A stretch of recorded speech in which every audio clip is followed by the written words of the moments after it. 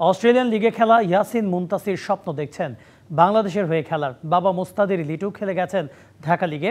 ছেলের জন্মের পরে অস্ট্রেলিয়ায় চলে গিয়েছিলেন তিনি। সেখানেই ছেলের হাতেখড়ি হয়েছে ক্রিকেটে। খেলছেন ভিক্টোরিয়া প্রিমিয়ার লিগে। দেখতে কিছুটা বিদেশিদের মতো, ভালো করে খেয়াল করলে ভেসে ওঠে বাঙালিয়ানা ছাপ। পরনে আবার ক্রিকেট অস্ট্রেলিয়ার জার্সি, তাই তো কৌতূহল জাগে কে এই তরুণ।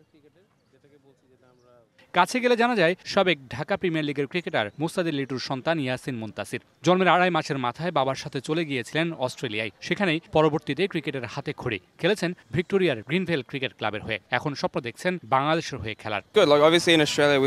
আমি অস্ট্রেলিয়ায় বড় হলেও বাংলাদেশকে রিপ্রেজেন্ট করার স্বপ্ন দেখি। সেটার অনেকগুলো পথও আছে। আমার লক্ষ্য বাংলাদেশের হয়ে খেলা। যদি সেই সুযোগ পাই, অবশ্যই কাজে লাগানোর চেষ্টা করব।